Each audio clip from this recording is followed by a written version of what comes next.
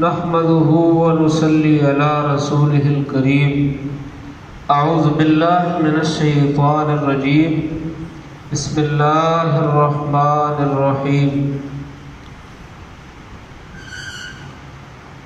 والسابقون الاولون من المہاجرین والانصار والذین اتبعوهم بإحسان رضی اللہ عنہم ورضوا عنہ وأعد لهم جنات تجري تحتها الأنهار خالدين فيها أبدا ذلك الفوز العظيم آمنت بالله صدق الله مولانا العظيم وقال رسول الله صلى الله عليه وسلم أصحابي كالنجوم بأي مقتديتم اهتديتم. میرے محترم دوستوں، بھائی بزرگوں، ہر نبی کے کچھ نہ کچھ ساتھی ہوتے ہیں جو نبی کی مدد کرتے ہیں اور نبی پر ایمان لاتے ہیں. دنیا اور آخرت کے معاملات میں اللہ پاک نے ہر نبی کو کچھ نہ کچھ لوگ بطور رفاقت کے دیے ہیں. اور آپ دیکھیں، ہمارے پیارے آقا صلی اللہ علیہ وسلم کی آمد سے پہلے جو انبیاء آئے، موسیٰ علیہ السلام کو اللہ نے بھیجا اور موسیٰ علیہ السلام پہ ایمان لانے والے ایمان والوں کو بنی اسرائیل کہتے ہیں. انہوں نے موسیٰ علیہ السلام پہ ایمان لایا اور ایمان لانے کے بعد موسیٰ علیہ السلام کی شریعت پر عمل کیا. لیکن عمل کیسا کیا کہ ہر عمل کے ساتھ وہ اپنی حجت بازی بھی کرتے تھے. جیسے موسیٰ علیہ السلام کو اللہ نے حکم دیا کہ جہاد کے لیے ان کو نکالو. موسیٰ علیہ السلام کے صحابہ کہنے لگے بنی اسرائیل اذهب انت وربک فقاتلا انا ہاہنا قاعدون. آپ اور آپ کا رب جا کے کافروں سے لڑے، ہم نے لڑنے کے لیے تیار نہیں. ایسے ہی میرے عزیزوں، موسیٰ علیہ السلام کو اللہ نے ایک معجزہ دیا تھا. پانی ختم ہوا، موسیٰ علیہ السلام نے کہا، امت نے کہا اے موسیٰ آپ رب سے پانی مانگے. اللہ نے کہا کہ آپ ایسے کرو، یہ لاٹھی پتھر پہ مارو. اب 12 قبیلے تھے، 12 چشمے پھوٹ پڑے. خشک پتھر ہے، 12 چشمے. اب ہر نبی کو کچھ نہ کچھ ساتھی ملے ہیں، لیکن جیسے میرے عزیزوں 1.25 لاکھ نبیوں میں ہر نبی کے اوپر اللہ نے اپنے نبی کو عظمت عطا فرمائی ہے. ہمارے پیارے آقا صلی اللہ علیہ وسلم کو امام الانبیاء بنایا ہے، سارے نبیوں سے اونچی شان عطا کی ہے. ایسے ہی 1.25 لاکھ نبیوں کی امتوں پر ہمارے نبی کے صحابہ کو ایک اعلیٰ درجہ عطا فرمایا ہے. جیسے میں نے ابھی کہا، موسیٰ علیہ السلام کو بنی اسرائیل نے کہا کہ ہم جہاد کے لیے تیار نہیں ہیں، آپ اور آپ کا رب جہاد کے لیے نکل جائے، کافروں سے لڑے. اس کے مقابلے میں آپ دیکھیں، بدر کے میدان میں سب سے پہلی جنگ اسلام کے بعد، پیارے آقا کی آمد کے بعد سب سے پہلی جنگ ہو رہی ہے اور 313 صحابہ ہیں. حال کیا ہے؟ 1 یا 2 گھوڑے ہیں، 8 تلواریں ہیں، تھوڑے سے اونٹ ہیں. اب لڑنے کے لیے نہ خنجر ہے نہ تلوار ہے. 8-10 صحابہ کے بعد اسلحہ ہے، باقی سارے خالی ہاتھ ہیں.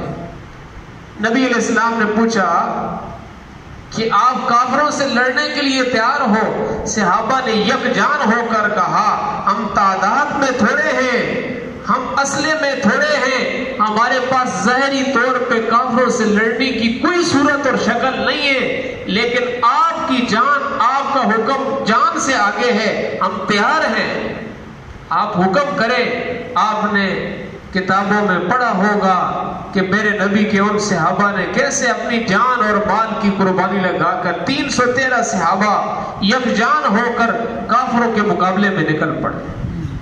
وہ ہزاروں کی تعداد میں ہے، اسلحہ زیادہ ہے، لشکر زیادہ ہے اور کھانا پینا زیادہ ہے، ہر چیز وہ زیادتی کے ساتھ ہے. لیکن وَلَقَدْ نَصَرَكُمُ اللَّهُ بِبَدْرٍ وَأَنْتُمْ أَذِلَّةٌ، اللہ نے ان کو شکست عطا فرمائی ہے۔ اب اس کے علاوہ حنین کا مارکہ آیا، غزوہ خندق کا موقع آیا، بہت ساری جنگیں ہوئی ہیں۔ صحابہ اکرام نے رسول پاک علیہ الصلوۃ والسلام کے ساتھ ہر آن ہر گھڑی اپنے آپ کو چمٹ لیا تھا، چموڑ لیا تھا۔ اب نبی پاک علیہ السلام کی زبان سے بعد میں بات نکلتی، پہلے وہ پورا کرنے کے لیے تیار ہوتے تھے۔ اسی لیے جیسے ہر نبی کا ایک ساتھی وہ ہوتا ہے، اس کا اپنا درجہ ہے، جیسے 1.25 لاکھ نبیوں میں ہمارے نبی کی شان اونچی ہے، ایسے ہی 1.25 لاکھ امتوں میں اللہ نے ہمارے نبی کی امت کے صحابہ کو چن لیا ہے۔ اب 1.25 لاکھ نبیوں میں بنی اسرائیل کتنے اعلیٰ نیک کام کرنے والے تھے، لیکن کسی ایک امتی کو مرنے سے پہلے اللہ نے ان کی کتابوں میں یہ نہیں کہا کہ تم جنتی ہو، تمہیں جنت کا سرٹیفکیٹ میں دیتا ہوں، میں تم سے راضی ہو گیا۔ لیکن آپ دیکھیں میرے اور آپ کے نبی کے صحابہ کے بارے میں اللہ فرماتے ہیں وَالسَّابِقُونَ الْأَوَّلُونَ مِنَ الْمُهَاجِرِينَ وَالْأَنصَارِ، وہ لوگ کہ جنہوں نے سب سے پہلے اسلام قبول کیا، چاہے وہ مہاجرین میں سے ہیں کہ مکہ سے ہجرت کر کے مدینہ میں آئے ہیں، یا مدینہ میں رہنے والے انصار کے جنہوں نے یہاں پر ان لوگوں کو جو ہجرت کر کے آئے ٹھکانہ دیا ہے، ان کے ساتھ جانی اور مالی تعاون کیا ہے، یا مدینہ کے رہنے والے بھی نہیں ہیں، مکہ کے رہنے والے بھی نہیں ہیں، پوری دنیا کے چاروں طرفوں میں رہنے والے والذین اتبعوہم بإحسان۔ اب اس میں ہم بھی آ جاتے ہیں۔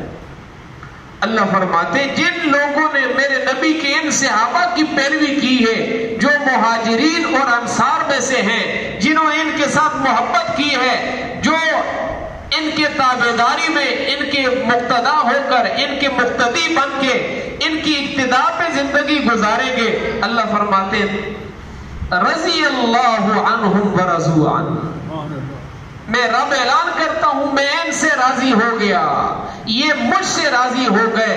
پھر کیا ہے؟ اللہ راضی تو آپ ہو گئے ہیں، اب کیا ہوگا؟ اللہ فرماتے اتنی بات نہیں، اعد لہم جنات تجری تحتها الانہار خالدین فیہا، ہم نے ان صحابہ کے لیے، ان مہاجرین اور انصار کے لیے ایک جنت تیار کی ہے۔ یا اللہ کون سی جنت ہے؟ اس جنت میں کیا ہے؟ اللہ فرماتے دودھ کی نہریں ہیں، شہد کی نہریں ہیں، شراب کی نہریں ہیں۔ مثل الجنت التي وعد المتقون تجری من تحتها الانہار، اللہ فرماتے ایسی ایسی نہریں کہ وہاں پر شراب، ایسی جنت کہ جس میں دودھ نہیں دودھ کی نہر ہوگی، جس میں شراب نہیں شراب کی نہر ہوگی، جس میں میٹھا پانی نہیں میٹھے پانی کی نہر ہوگی، جس میں شہد نہیں شہد کی نہر ہوگی۔ صرف یہ نہیں کہ 10-15 منٹ، 1 گھنٹے، 1 دن، 1 مہینے کے لیے وہاں داخل کیا جائے گا پھر نکال دیا جائے گا۔ اللہ فرماتے ہیں خالدین فیہا، وہ اس میں رہیں گے۔ یا اللہ کتنا رہیں گے؟ اللہ فرماتے ابداً، وہ ہمیشہ اس میں رہیں گے۔ اور پھر اللہ نے فرمایا ذالک الفوز العظیم، یہ سب سے بڑی کامیابی ہے۔ کون سی کامیابی؟ اللہ فرماتے ہیں اس دنیا میں جو مہاجر بنے یا انصار بنے، یا مہاجرین اور انصار کی اقتداء کی، ان کے پیچھے چلا، اللہ فرماتے ہیں جنت کا وعدہ ہے، میری رضا کا وعدہ ہے، اور پھر اس کے بعد یہ سب سے بڑی کامیابی کا وعدہ ہے۔ اللہ نے صحابہ کرام کو بہت عظمت عطا کی ہے۔ 27ویں پارے میں اللہ فرماتے کلم وعد اللہ الحسنى، کہ میرے نبی کے سارے صحابہ جنتی ہیں۔ ایک ایک کا نام لے کر 10 مبشرہ صحابی ہیں، صحابہ جو ہیں، ایک ایک صحابی کو اللہ نے فرمایا تم جنتی ہو، ابو بکر تم جنتی ہو، عثمان جنتی ہو، عمر جنتی ہو، علی جنتی ہو، عبداللہ بن زبیر جنتی، امیر معاویہ جنتی۔ ایک ایک صحابی کا نام لے کر میرے نبی نے کہا تم جنتی ہو۔ اور پھر ہم سارے آج ہم یہ دعویٰ کر رہے ہیں ہم مومن ہیں، ہم مسلمان ہیں، ہمارے ایمان ہمارے اسلام کا پتہ تو تب چلے گا جب جسم سے روح نکلے گی، قبر کی تنہائی میں، قبر کے گڑھے میں جب ہم جائیں گے پھر ہمارے ایمان کا پتہ چلے گا۔ وَحُصِّلَ مَا فِي الصُّدُورِ إِنَّ رَبَّهُمْ بِهِمْ يَوْمَئِذٍ لَخَبِيرٌ، جہاں زبان نہیں دل بولے گا۔ اور پھر ہم ایمان کا دعویٰ کر رہے ہیں، حالانکہ ہم نے قرآن کو اترتے ہوئے نہیں دیکھا، ہم نے اپنے نبی کو نہیں دیکھا۔ یہ تو وہ ہستیاں ہیں کہ جنہوں نے اللہ کے نبی کے ہاتھ میں ہاتھ دیا، ان کے ہاتھ میں اسلام قبول کیا، قرآن کو اترتے ہوئے دیکھا تھا۔ اور یہ وہ صحابہ ہیں، یہ وہ ہستیاں ہیں کہ آج ہمارے ایمان کی گواہی خدا نے نہیں دی ہے، اللہ نے صحابہ کے ایمان کی گواہی دی ہے۔ اولئک هم المؤمنون حقا، اللہ فرماتے ہیں یہ پکے مومن ہیں۔ اللہ فرماتے ہیں اے دنیا والوں، اگر تم نے جنتی لوگوں کو دیکھنا ہو تو آؤ میرے نبی کے صحابہ کو دیکھ لو۔ اولئک اصحاب الجنہ۔ دوسرے نمبر پہ اللہ فرماتے ہیں اولئک حزب اللہ، یہ میرے نبی کے ساتھی، میرے نبی کے صحابہ، چاہے مہاجرین میں ہیں چاہے انصار میں ہیں، اللہ فرماتے ہیں یہ میری جماعت ہے۔ اولئک هم الراشدون، یہ ہدایت یافتہ لوگ ہیں۔ کیسے ہدایت یافتہ؟ اللہ فرماتے ہیں اولئک الذین امتحن اللہ قلوبہم للتقوی، اللہ نے صحابہ کرام کے دل کو بالکل پاک اور صاف کر دیا تھا۔ تو میرے عزیزو، ہمارے ایمان کا حصہ ہے صحابہ کے ساتھ محبت کرنا۔ اگر ہم اس پہ خامی لائیں گے، کمی لائیں گے، ہمارا ایمان نکل جائے گا۔ آج 14 صدیوں کے بعد میں پیدا ہو کر ان عظیم ہستیوں کو برا بھلا کہوں، میری کیا شان ہے؟ میں تو گندا دیکھتا ہوں، گند میں پلا ہوں، گند کھا رہے ہیں، سارے کھا رہے ہیں۔ وہ تو پاکیزہ ہستیاں کہ جنہوں نے صحابہ، جنہوں نے نبی علیہ السلام کے ساتھ اٹھنا بیٹھنا کیا، نبی علیہ السلام کے ساتھ عبادات کی ہیں، وہ پاکیزہ ہستیاں کہ جو 14.5 صدیاں گزر گئی ہیں نبی کے پہلو میں سو رہے ہیں۔ آپ کتابیں کھولیں، شمائل کھولیں، پوری زندگی رسول پاک علیہ السلام کے قریب مکھی نہیں آئی ہے، کبھی پڑھے؟ معاذ اللہ، جو انصاف کرنے والا بندہ نہیں ہوگا وہ نبی کے ساتھ سو سکتا ہے؟ 1 دفعہ نہیں، 2 دفعہ نہیں، 3 دفعہ نہیں۔ میرے اور آپ کے آقا نے فرمایا جس طرح دنیا میں ابو بکر اور عمر اکٹھے ہیں، قبر میں اکٹھے ہوں گے، جنت میں بھی ہم اکٹھے ہوں گے۔ آج 14 صدیوں کے بعد کوئی بدبخت اٹھتا ہے، میرے نبی کے کسی صحابی کو، ادنا سے ادنا صحابی کو لعن طعن کرتا ہے، وہ خود لعنتی ہے۔ ہمارا حق بنتا ہے، میرے باپ کو کوئی گالی نکالے مجھ سے نہیں برداشت ہوگا، میری ماں کو کوئی گالی نکالے مجھ سے نہیں برداشت ہوگا۔ یہ کون سی بات ہے کہ میرے نبی کے آقا پہ لعن طعن کی جائے، ان کو کافر کہا جائے، ہم خاموش بیٹھ جائیں؟ جن کے ایمان کی گواہی خدا نے دی ہے، جن کی گواہی خدا نے قرآن میں اتاری ہے، اولئک هم المؤمنون حقا۔ اب اس کے بعد کوئی گنجائش نہیں رہتی، وہ بدبخت خود تو کافر ہو سکتا ہے، صحابہ کا ایمان جس کی گواہی خدا دے رہا ہے، خدا کے رسول دے رہا ہے۔ اصحابی کالنجوم، اللہ فی اصحابی لا تتخذوهم من بعدی غرضا، میرے اور آپ کے آقا کا فرمان ہر جمعے ہر خطبے میں ہم سنتے ہیں۔ میرے نبی نے فرمایا میرے صحابہ کے بارے میں اللہ سے ڈرنا، میرے ساتھیوں کے بارے میں اللہ سے ڈرنا، جس نے میرے صحابہ کے ساتھ محبت کی اس نے میرے ساتھ محبت کی، جس نے میرے نبی میرے صحابہ کے ساتھ بغض کیا میرے ساتھ بغض کیا۔ ہر صحابی کی اپنی شان ہے، ہم محبت کریں اہل بیت کے ساتھ ضرور محبت کریں، لیکن اتنی محبت بھی نہ کریں کہ کسی صحابی کو لعن طعن کریں۔ میرے نبی کا گھرانہ سب سے اونچا ہے، چاہے امام حسن ہے، چاہے حسین رضی اللہ عنہ ہے، چاہے بی بی فاطمہ ہے، چاہے اماں عائشہ رضی اللہ عنہ ہے۔ ہم اردو کی کتابیں پڑھ کے، ہم تاریخی کتابیں پڑھ کے ان عظیم ہستیوں پہ لعن طعن کرتے ہیں۔ آؤ میرے عزیزو، کھولو قرآن کو، کھولو حدیث کو۔ بخاری شریف سب سے متفقن علیہ، سب سے اجتماعی کتاب ہے، سب سے زیادہ قرآن کے بعد پڑھی جانے والی۔ بخاری شریف میں حدیث موجود ہے، یہ بدبخت کہتے ہیں کہ نبی علیہ السلام کے بعد ابو بکر صدیق رضی اللہ عنہ نے نبی کی بیٹی کو وراثت میں حصہ نہیں دیا تھا، باب فدق نہیں دیا تھا۔ حدیث میں آتا ہے، میرے آقا کا فرمان ہے، نحن الانبیاء لا نرث ولا نورث، ہم انبیاء نبی جو ہوتے ہیں نہ کسی کے وارث بنتے ہیں نہ کسی کو بناتے ہیں۔ حدیث موجود ہے، ہم جو کچھ چھوڑ کے دنیا میں جاتے ہیں وہ وراثت نہیں، وہ صدقہ ہوتا ہے۔ اس لیے ہمارے پیارے آقا جب دنیا سے گئے، جو باب فدق چھوڑ کے گئے، اس وقت سے لے کر آج تک وہ غریب بیت المال پہ لگ رہا ہے۔ اس حدیث کو سامنے رکھتے ہوئے کہ رسول پاک علیہ السلام نے فرمایا کہ ہم جو چھوڑتے ہیں وہ صدقہ ہوتا ہے، نہ وارث بنتے ہیں نہ بناتے ہیں۔ تو اسی لیے میرے عزیز، اردو کی کتابیں پڑھ کر کہیں ہم عظیم ہستیوں پہ ہاتھ نہ اٹھائیں۔ صحابہ تو وہ ہستیاں ہیں کہ جن کے لیے جنت ترس رہی ہے۔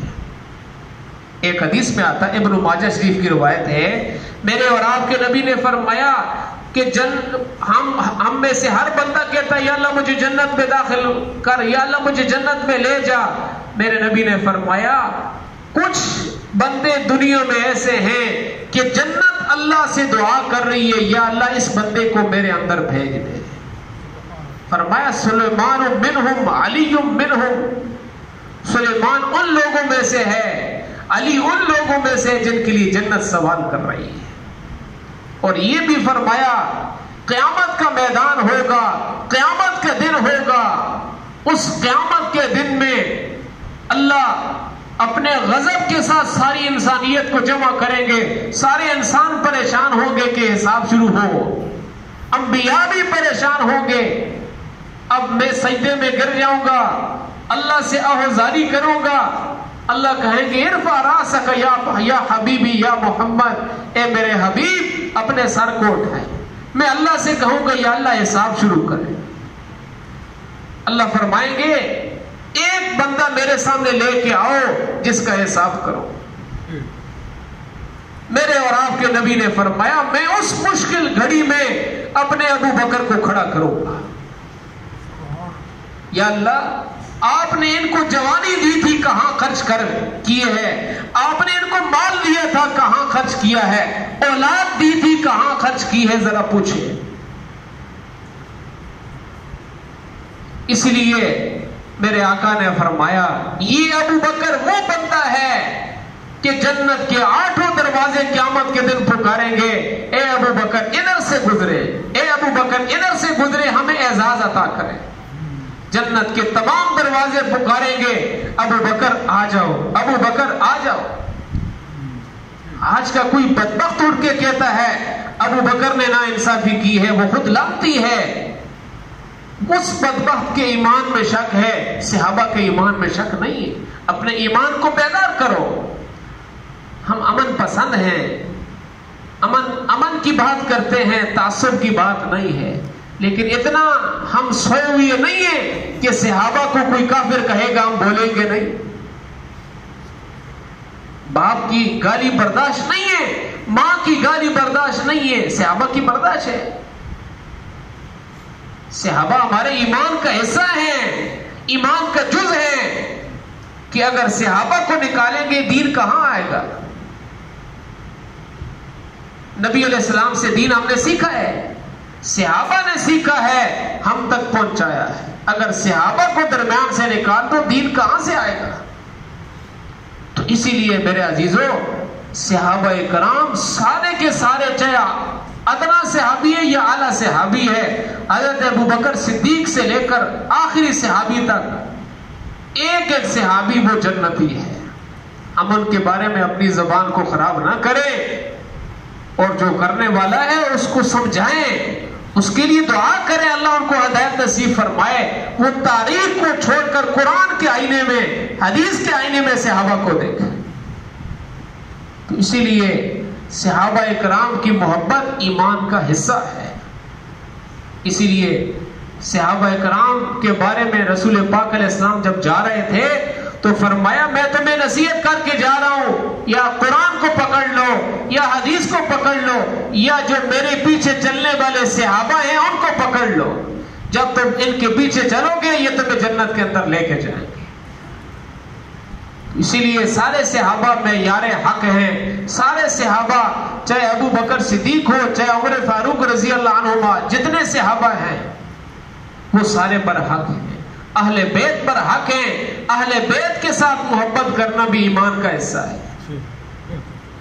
میرے نبی کے گھرانہ سب سے اونچا گھرانہ ہے، لیکن میرے عزیزوں آپ خود اندازہ لگائیں، صحابہ اکرام اہل بیت خود ابو بکر کی تائید کر رہے ہیں رضی اللہ عنہ۔ اللہ پاک ہم سب کو صحابہ اکرام کی محبت نصیب فرمائے، اور جو بدبخت لوگ ان صحابہ اکرام کی پاکیزہ ہستیوں کو یعنی چھیڑ رہے ہیں، ان کی عزت پہ ہاتھ ڈال رہے ہیں، اللہ ان کو ہدایت نصیب فرمائے۔ اگر ہدایت قسمت میں نہیں ہے تو اللہ ان کو ساری دنیا کے لیے عبرت کا نشانہ بنائے۔ سنتیں پڑھ لیں۔